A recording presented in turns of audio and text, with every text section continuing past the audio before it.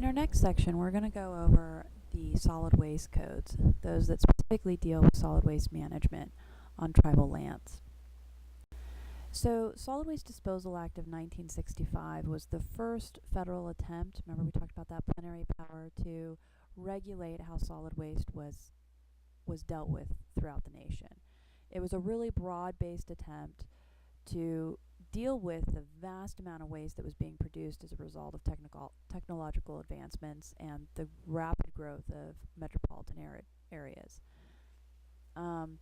There's just waste that was unheard of before, and they had no way of dealing with it. So the federal government stepped in on its plenary authority and said, okay, on a national standard, we have to have some kind of regulations regarding waste disposal. And this was the Waste Disposal Act of 1965. It was very rushed. As I said, it was a broad attempt. And as a result, it was quickly revised and restructured in 1976. And that's where we get the Resource Conservation and Recovery Act, which is actually an amendment of the Solid Waste Disposal Act. The Solid Waste Disposal Act was really just insufficient to address waste disposal issues and needs. Specifically, it just didn't deal enough with the issue of hazardous waste. So if you look at the Resource Conservation and Recovery Act, you'll notice that there's a huge focus in that act on the treatment of hazardous waste disposal. There's what's called cradle to grave waste disposal tracking. So anyone producing hazardous wastes needs to track from the production of those wastes, the transportation, to the final disposal of those wastes. There's a tracking mechanism that's built into the Resource Conservation Recovery Act. It's a requirement under that statute to track cradle to grave, from creation to final disposal. And that was the real focus of the Resource Conservation Recovery Act. However, there were multiple provisions that dealt with not just hazardous waste, but also municipal solid waste. And that's what we're going to be focusing on a lot today. But before we get into that, just a real quick description of some of the other provisions that deal with hazardous wastes. Additional amendments to the Solid Waste Disposal Act included the Hazardous and Solid Waste Amendments of 1984, which occurred some years after, and the Federal Facilities Compliance Act of 1992. The most significant feature of this Federal Facilities Compliance Act was the fact that Congress specifically waived sovereign immunity with respect to federal, state, and local procedural and substantive requirements relating to RCRA. What that means is that the Congress, in its plenary authority, waived both its own sovereign immunity and state and local municipalities. What it also did was waived tribal sovereign immunity as it relates to the provisions of Resource Conservation Recovery Act.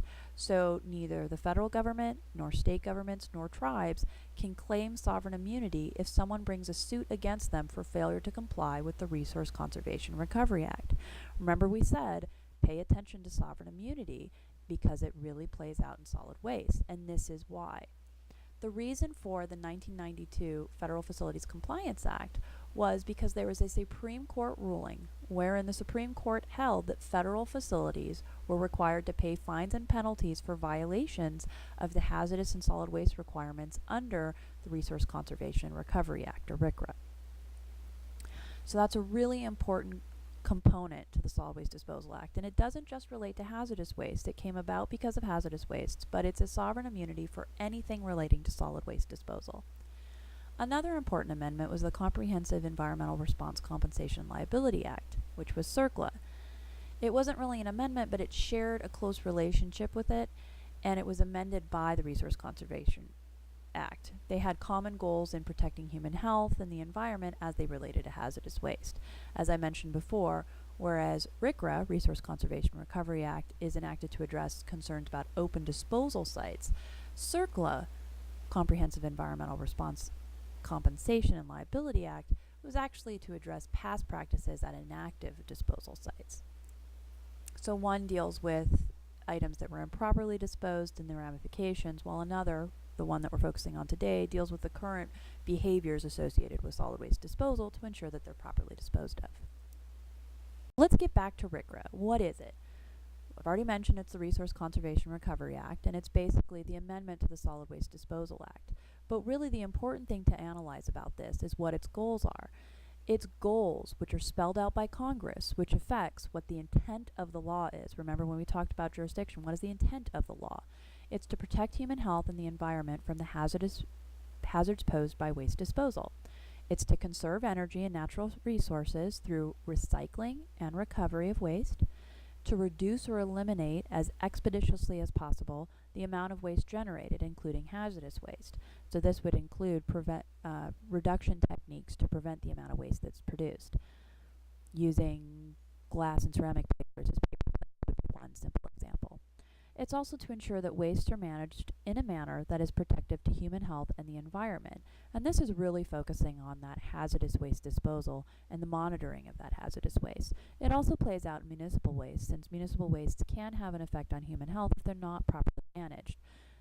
Odor, vectors, which are animals, pests, rodents, etc., all pose human health risks and are associated both with the municipal solid wastes and hazardous wastes. So as I've mentioned, I've talked about municipal wastes, hazardous wastes, and a bunch of those. What we're going to be looking at today is a little bit about hazardous wastes, and that's in subtitle C, which is at the top of this diagram you see. Hazardous wastes are really the purpose of RCRA, and that's why they're in subtitle C. They're earlier on. And it's this system that the statute establishes for controlling hazardous waste, from the time it's created to the time it's ultimately disposed, cradle to grave. Additionally, and what we're going to focus on in this next section predominantly, is the solid waste program, which is subtitle D. And that's really the industrial solid waste and municipal solid waste. The Act is encouraging states to manage non-hazardous industrial solid waste and municipal solid waste. Municipal solid wastes, we know, include most of the garbage you see every day: food sources, durable goods, non-durable goods, yard trimmings, things like that. Sometimes it includes universal waste, which are hazardous, which is batteries, pesticides, mercury containing equipment, light bulbs, etc. Now, hazardous is very specific, and there's lists that are developed by the Environmental Protection Agency that actually define hazardous wastes. Usually, a hazardous waste has certain characteristics, which are defined under the statute as ignitable, corrosive, reactive, or toxic. And as you can see from the slide, there's specifications to really define that. So ignitable wastes have a flash point of less than 60,000 Celsius. Examples of this are like waste oils or solvents. So solvents that can ignite very easily are considered hazardous waste because of their ignitable characteristics. Corrosive wastes, these are like acids or bases commonly found in batteries, storage tanks, drums, barrels, etc. These are items that are capable of corroding metal containers. Of course, this is an important consideration because if they're stored in metal containers, they're going to corrode those containers eventually and seep into the environment. So these are wastes that are hazardous by nature of their corrosivity. Reactive wastes are unstable under normal conditions. These are the type of wastes that can explode, they provide toxic fumes, they're gaseous or vaporous when heated or compressed or mixed with water. So they pose a real health risk. Some examples of these are lithium-sulfur batteries and other explosives. So they're hazardous by nature of the reactivity, or easily reactive nature. They're unstable. Toxicity is a very broad-based characteristic, and it could very well be considered a kind of broad-based, we know it's bad, so we're going to characterize it as hazardous. So toxicity are basically those wastes that are harmful or fatal when ingested or absorbed in certain amounts. So mercury, lead, etc. Those are all hazardous wastes on the basis of their toxicity. If they get into the human system, they can cause significant health risks, and by that nature, they're hazardous. So generally speaking, when you're trying to characterize a waste or define it, if they have these 4 characteristics or something similar to this, the likelihood is you will find them on the EPA's list of hazardous wastes. So solid waste, we've been mentioning it about a lot, is a very specific definition.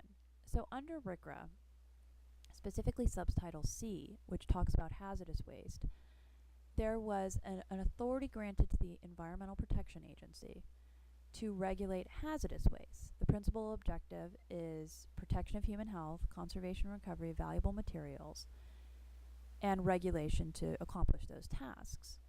The definition of solid waste under RCRA, which is the starting point for hazardous waste management, kind of reflects EPA's effort to obtain a proper balance between those two underlying objectives, which is protection and conservation recovery. So according to RCRA regulations, a material must be defined as solid waste before it can be considered a hazardous waste.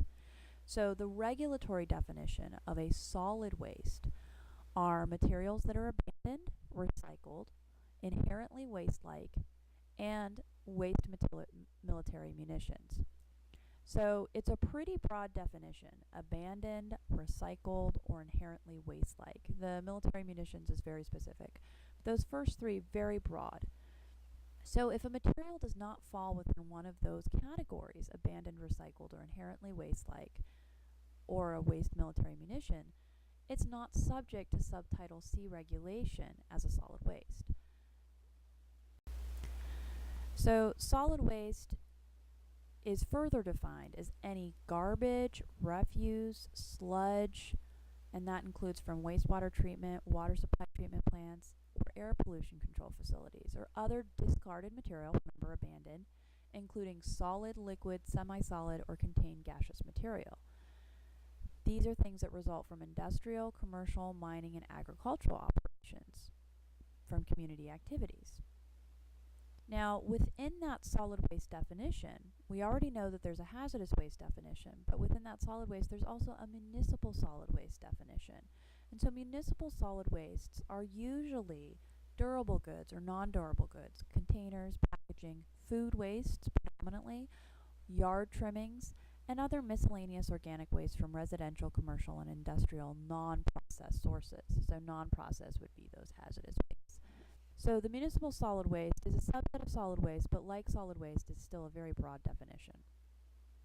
So in addition to developing plans for management of hazardous industrial solid waste and municipal solid waste, there's also criteria set out in Subtitle D of RCRA for landfills. That's that MSWLFs, municipal solid waste landfills, and other solid waste disposal facilities. And this is to really make sure that there are set standards on how those landfills are created to ensure that they protect human health. Also, RCRA clearly prohibits open dumping of solid waste. There's another component, and that's under Subtitle I. It's the Underground Storage Tank Program. And this program regulates underground tanks storing hazardous substance and petroleum products. As we'll discuss later in the hazardous waste component, petroleum products are regulated slightly different than hazardous wastes, though they have very similar characteristics. So open dumping is prohibited under RCRA, but there's also an Indian Lands Open Dump Cleanup Act of 1994, which is a complement to RCRA. And it specifically addresses solid waste open dump sites on tribal lands.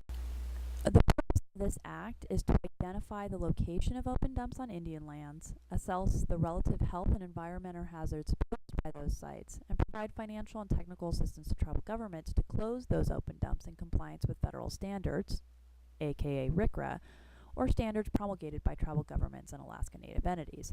Sovereign immunity doesn't work with solid waste management. RCRA waives that sovereign immunity.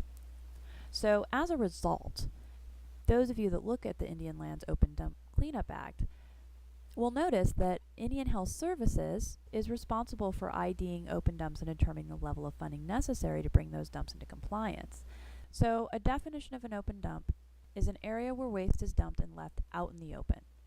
They are illegal in the U.S., and they are non-certified municipal solid landfills.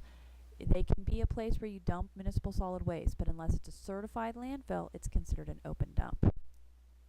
In contrast, a certified municipal solid landfill are usually excavated, they have treatment areas for discharge, they have buffer zones, and they have covers over the waste to ensure that vectors don't get into it and that the smell and contaminants, anything else that might be an adverse effect to the environment, are covered and prevented from getting out.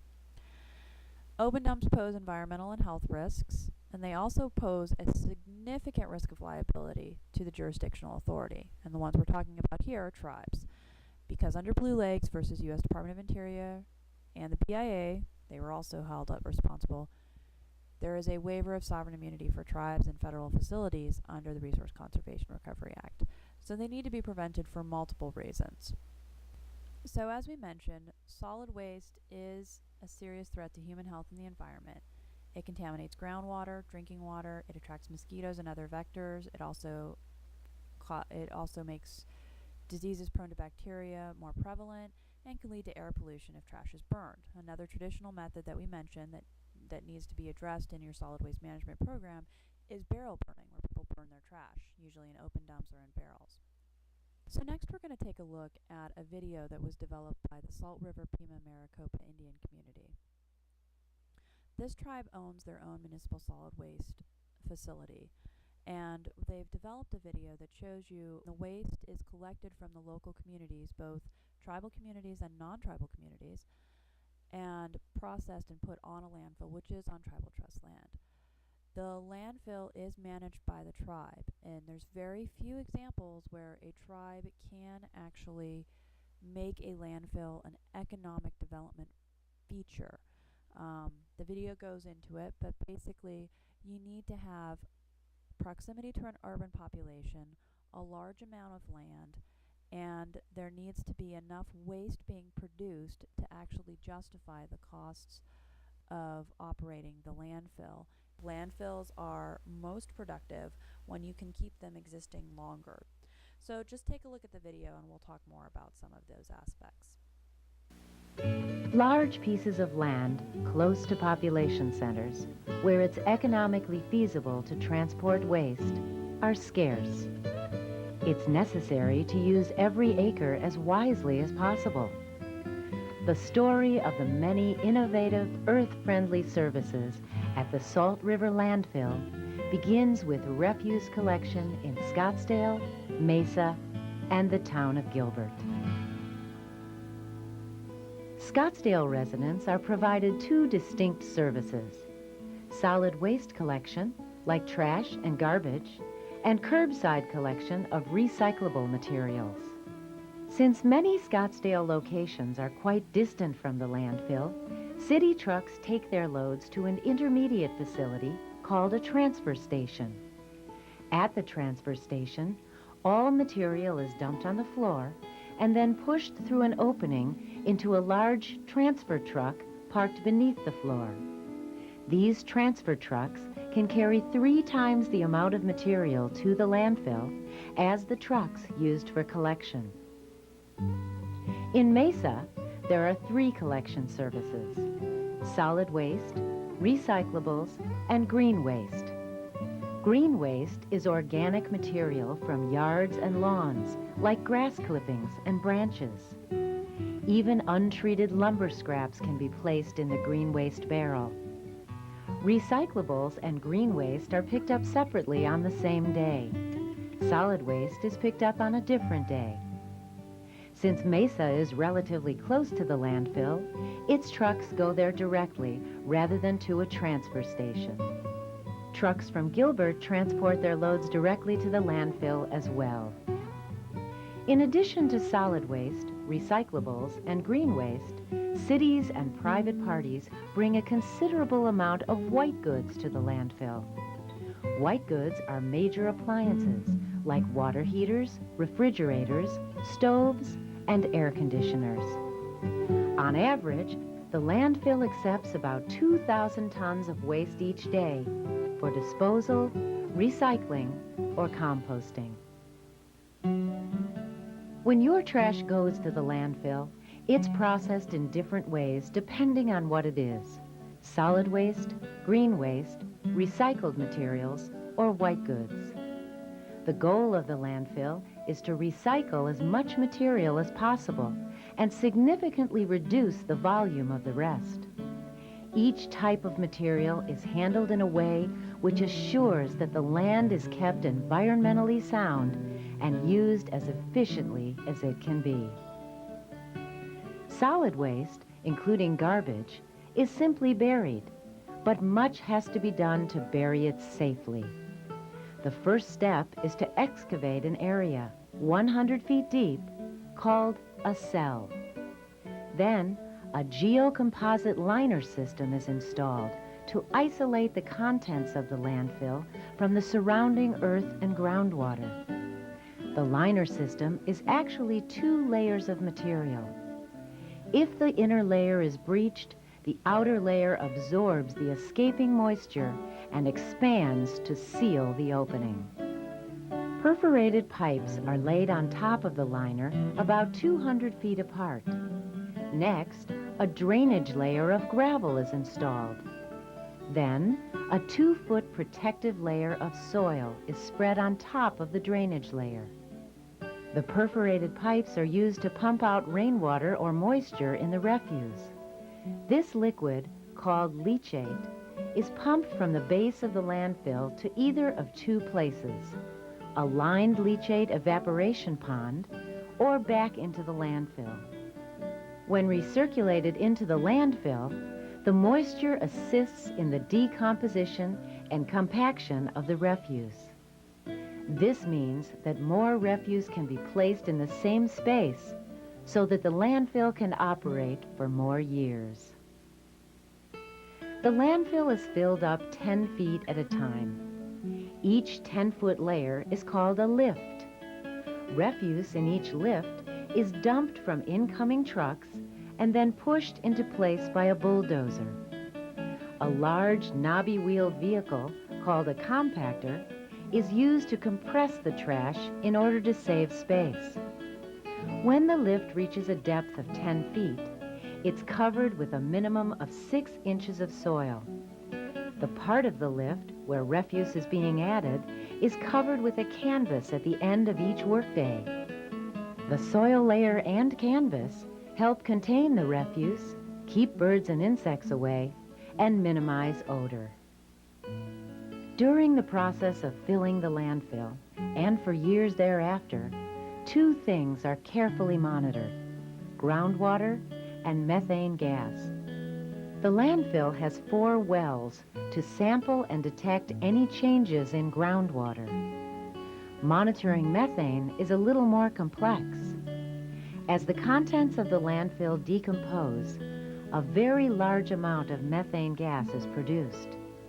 Methane is highly flammable and, at certain concentrations, may be explosive. It can kill the root structure of plants and crops, and it's a greenhouse gas. Greenhouse gases have been implicated in the increase of the Earth's temperatures. Therefore, it's imperative to keep methane from getting outside of the area where the refuse is contained.